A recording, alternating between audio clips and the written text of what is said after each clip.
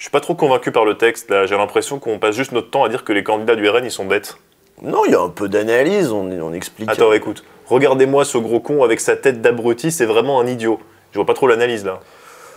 Oh, c'est une version de travail, on va reformuler un peu.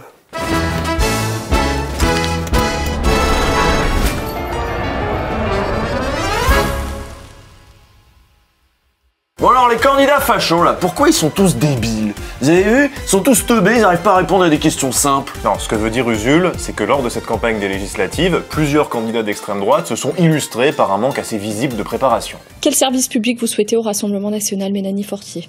Quelle politique là-dessus? C'est-à-dire, quelle est votre politique en matière de service public? Qu'est-ce que vous voulez au Rassemblement national? Quelle est votre position? Je rebondis sur ce qui vient d'être dit en face de vous. C'est pas une question piège. Mais en fait, j'ai pas tellement compris la question. Marine Le Pen, quel service public elle veut aujourd'hui en France? Je suis désolée, est-ce qu'on pourra couper cette partie? J'ai vraiment pas compris cette question. Alors, on peut pas couper parce que c'est pas possible. Je vous propose de continuer parce qu'on va parler... Cet extrait avait pas mal circulé sur les réseaux. Mélanie Fortier a 24 ans. Et on peut se dire que, bah oui, c'est pas facile un plateau télé quand on est si jeune. C'est impressionnant un plateau télé. En même temps, elle est élue au conseil régional de Bourgogne-Franche-Comté. Elle a quand même un peu d'expérience. Écoute, j'essaie de lui trouver des excuses. C'est pas facile.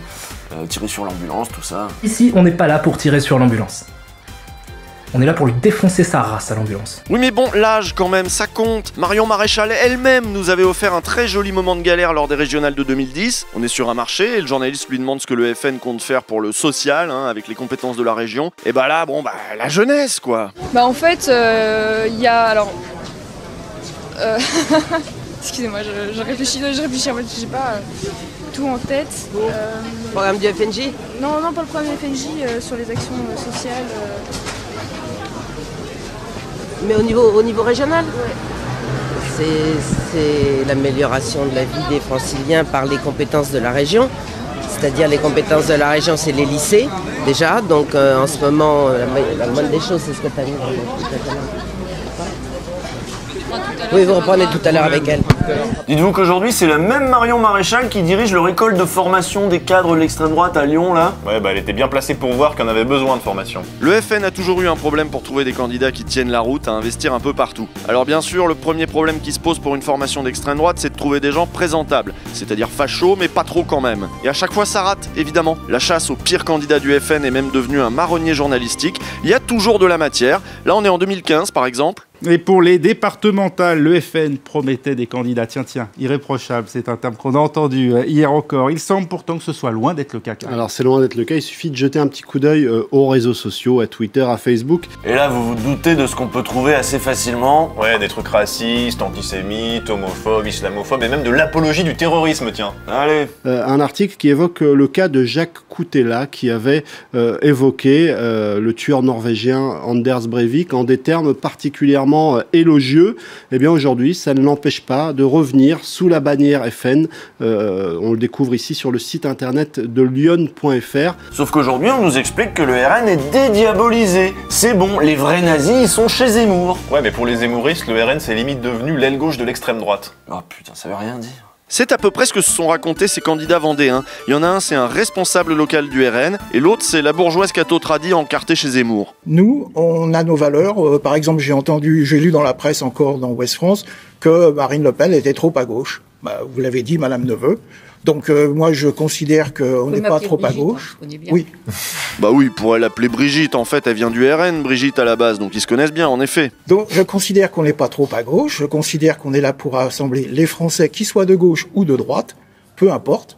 Et je vais pas avoir des étiquettes extrémistes, etc. Ça m'intéresse pas. On n'est pas extrémistes.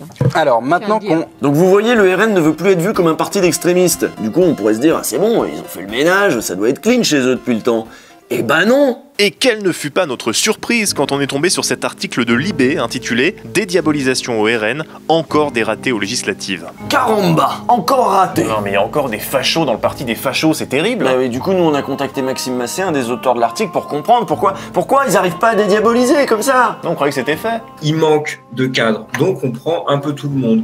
Et forcément, dans ces gens, il y a des gens qui ont un profil sulfureux. Il y a des gens qui se présentent actuellement aux législatives législatives dont on savait déjà qu'ils avaient dérapé sur les réseaux sociaux. C'est le cas de Julia Carrasco dans la 18e circonscription de Paris, ou d'Amorina Varane dans la première du Var, ou même de Frédéric Boccaletti qui tenait une librairie négationniste dans la 7e du Var. Ces gens-là sont toujours là parce qu'il n'y a personne pour les remplacer. Bon, c'est une première explication, il n'y a pas assez de monde, donc tant pis pour la dédiabolisation. Et puis de toute façon, à la base, le processus de sélection, il n'est pas très rigoureux. On va vous expliquer comment ils font. En gros, sur les 577 circos, il y en a 87 où Marine Le Pen a fait au moins 55% au second tour de la présidentielle. Ce sont les meilleurs circos, et là, il y a un peu de sélection. Bah faut que la Le Pen, déjà, elle arrive à caser tous ses copains, son gendre, son neveu, sa tante, sa nièce, sa sœur, je sais pas quoi, ses chats. Et en effet, sur ces territoires-là, les candidatures sont étudiées avec attention. Mais alors par contre, sur les 500 circos qui restent, là ils en ont rien à foutre. T'envoies un CV, un extrait de casier judiciaire, t'as même pas besoin de passer un entretien, c'est bon, t'es candidat. C'est bon, vous y êtes.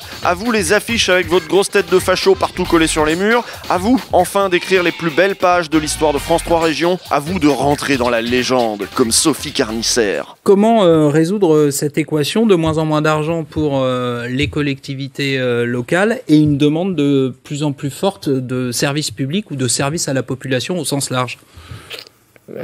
En économisant sur des... Sur quoi, justement?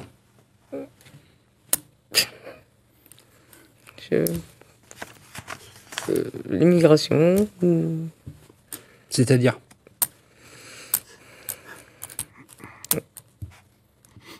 Florian Chauche? J'ai pas préparé, je suis désolé. C'est fou, hein. C'est comme l'autre au début, là où la nièce Le Pen, c'est toujours sur le social qui galère. Quand ça parle pas d'immigration, ils sont pas inspirés. Non mais Sophie Carnicer, de toute façon, elle est inspirée sur rien, t'inquiète. Ce petit extrait, vous l'avez peut-être déjà vu, il a pas mal tourné sur internet, mais rassurez-vous, il n'y avait pas que ce moment-là, c'était épique tout le long du débat. Relancer le nucléaire, est-ce opportun, Sophie Carnicer? Oui. Oui, très opportun. Je suis désolée. C'est votre première télévision. Voilà. En quoi, si vous êtes député, est-ce que vous soutiendrez la relance du nucléaire par le président de la République? Oui, tout à fait. Oui. Je suis désolé. Non, mais je reviendrai vers vous, il n'y a pas de souci. J'ai eu le courage d'y aller, mais j'ai été plus que nul. A déclaré après coup la candidate à France 3. France 3 Bourgogne-Franche-Comté a même fait un article pour revenir sur cette prestation, mais en plus ces salauds ils ont fait une petite compile des pires moments. Du coup je suis désolé, il y en a un peu plus, je vous le mets quand même. Est-ce qu'il faut vendre cette unité qui fabrique nos turbines nucléaires en partie aux Russes Rosatom, qui, je le précise parce que ça n'a pas été dit au cours du débat, est aujourd'hui le principal client des usines de Belfort? En plus là j'avoue la question elle est dure. Sans préparation celle-là tu la passes pas comme ça. On part pas en impro sur les turbines de Belfort je sais pas quoi. Alors pour moi, honnêtement, je connais pas trop je suis pas dans le milieu du sujet, mais pour moi oui, je pense que je suis pour. D'accord. Sinon, niveau amateurisme, dans notre circonscription à Lyon, on a eu Gérard Vollery. Vous savez, c'est celui qui a sorti une photo de sa femme en mode carte piège. Il s'agissait pour lui de répondre aux accusations d'extrémisme portées par la candidate NUPES locale. On peut dire autant qu'on veut qu'on n'est pas extrême, à partir du moment où on appartient à un parti extrémiste, ça restera un extrémisme. Photo de ma femme, merci. Noni. Ah bah oui, je peux pas être raciste, ma femme est noire, mais c'est un classique ça. Putain, du coup, il peut pas être misogyne non plus. Ah bah il est extrêmement woke, ce candidat. Bon, après, apparemment, il l'a regretté. Il l'a dit aux Parisiens. C'était peut-être une mauvaise réaction de ma part, s'excuse-t-il. Mais c'était mon premier débat, et si cela a pu choquer, je m'en excuse. Son épouse n'a pas apprécié le geste, selon lui. Elle aurait préféré que je ne le fasse pas. Précise même le candidat. C'est bien fait pour ta gueule, fallait pas le faire, il fallait pas y aller. C'est bien fait pour ta gueule, la marche arrière, tu peux plus la passer. Bah oui, parce que sa femme, elle avait pas demandé à ce que sa tête passe à la télé et soit désormais associée au Rassemblement National. Ouais, il y a toujours un coût social à être identifié comme étant proche de l'extrême droite. Et ça aussi, c'est une explication de la difficulté qu'a le RN à trouver des candidats de qualité dans toutes les circos. Les volontaires ou les personnes qui pourraient se poser l'idée de la candidature, je pense, se posent toujours la question du coût social de ce que ça peut représenter. Et puis, parce que se présenter aux législatives, ça demande aussi d'ouvrir un compte de campagne, ça demande aussi parfois d'engager son propre argent dans un prêt. C'est aussi des limites qui sont posées. Et quand on voit la typologie de l'électorat du Rassemblement national, ça montre aussi que c'est pas forcément des gens qui ont beaucoup de moyens à consacrer dans une campagne législative, pardon.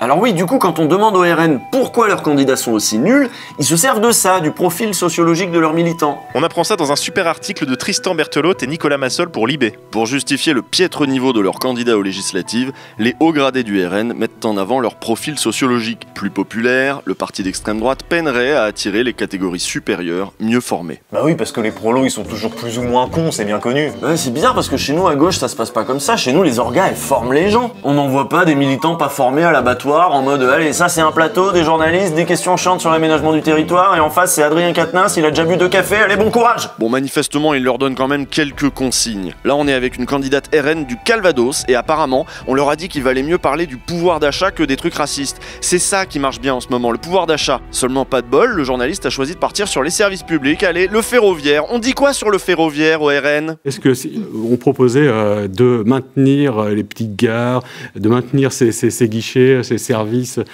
ferroviaires là est-ce que ça changerait quelque chose pour vous? Je pense que ça changerait pas grand-chose, sincèrement. Bon, les petites gares, on s'en branle, manifestement. C'est con, tout le monde aime les petites gares. Elle aurait juste pu répondre « Oui, ça l'engageait à rien, mais bon, elle a préféré le faire au feeling. » C'est pas une priorité alors pour vous? Non, c'est pas une priorité, mais il faut savoir que ça pénalise quand même les personnes qui... Parce que pour aller chercher, les pénalise sur leur pouvoir d'achat. Donc là, c'est bon, elle a raccroché sur le pouvoir d'achat. Alors les petites gares et le pouvoir d'achat, quel est le rapport, me direz-vous? Eh ben, c'est le début d'une démonstration délicate pour la candidate du RN. Pour aller chercher un billet de train, il faut faire... par exemple, moi, je prends mon exemple. Hein. J'habite à Sainte-Marguerite-d'Elle. La gare la plus proche, c'est Lison. Il faut aller à Saint-Lô pour aller chercher un billet de train. Donc, ça fait 30 km aller-retour. Donc, c'est un coût. Voilà. Donc, c'est vrai que ça fait partie des choses, voilà. Vous mettrez ça en tête des priorités si vous êtes élu demain député, là, défendre les petites gares pour les communes Non, pas spécialement, non. Si je suis élu député, je pense... Ça sera quoi votre priorité? Ma priorité, c'est de défendre le pouvoir d'achat oui, c'est voilà, de défendre le pouvoir d'achat, oui. Et il y a tout un tas de gens en fait qui sont pas suffisamment formés parce que à la fois le parti ça l'embête un peu de faire de la formation des cadres, c'est quelque chose qui est difficile, c'est quelque chose qui est long, c'est quelque chose sur lequel il faut investir de l'argent, et de l'argent, le RN, il n'en a pas beaucoup, à part pour payer ses permanents.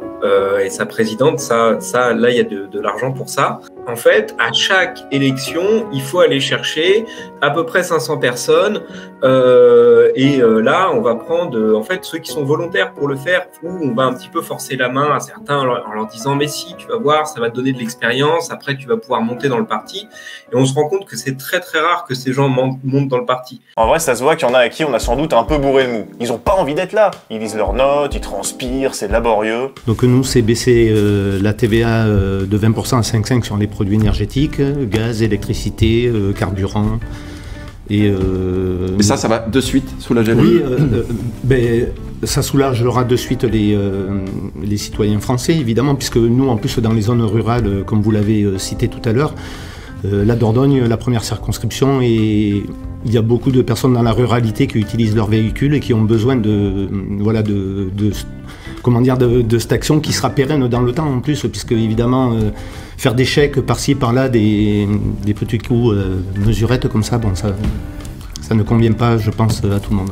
On a regardé plein de petits débats dans des circos exotiques, genre en Dordogne et tout, et ça revenait quand même. Hein. Il y en avait quand même pas mal qui étaient pas bien. On avait presque envie de les plaindre. Mais on va pas les plaindre. Ils avaient qu'à pas être racistes. C'est bien fait pour ta gueule, fallait pas le faire, il fallait pas y aller. Ouais. Y a que lui qui est pas raciste, hein, il l'a prouvé, mais les autres, je suis désolé, on s'engage pas au RN pour parler de service public à la base, hein. On le sait, on sait pourquoi vous êtes là. Bon, on pourrait se demander, le parti Le Pen, la RN, FN, comme vous voulez, ça fait quand même longtemps que ça existe, cette merde. Pourquoi ils sont toujours aussi nuls à chier? Eh ben déjà, il y a de très bons éléments de réponse dans l'article de Libé qu'on vous citait tout à l'heure. Les gens ne restent pas au RN. Une fois élus avec l'étiquette, ils quittent très souvent le parti en cours de mandat. Le départ régulier d'éléments aidant, souvent par lassitude ou parce qu'ils se sentaient méprisés par le siège, le parti d'extrême droite semble repartir à chaque élection du même endroit, c'est-à-dire pas très loin du rien. Le RN est le mouvement politique ayant la plus grande proportion de cadres locaux fuyant une fois élus. Tout se passe comme si le petit clan familial autour de Marine Le Pen se gardait toutes les meilleures gâches et ne laissait pas monter de nouveaux profils précisément pour ne pas menacer sa mainmise sur le parti, la vache à lait. Au RN, on préfère avoir une armée de nuls et en faire de la chair à canon plutôt que de construire un parti avec des vrais cadres, un truc stable quoi. On est bien parti pour avoir encore une cuvée exceptionnelle aux prochaines élections locales. Entre les candidats non dédiabolisés et ceux qui n'ont pas préparé, ça promet de grands moments de débat sur France 3 Régions. Franchement, tant mieux pour nous. Déjà qu'ils sont dangereux, faudrait pas en plus qu'ils soient malins. Nous, on se retrouve le 17 juin entre les deux tours des législatives. Exceptionnellement, ce sera pas un lundi. Et voilà, on va voir ce que ça a donné, tout ça. Hein. À plus.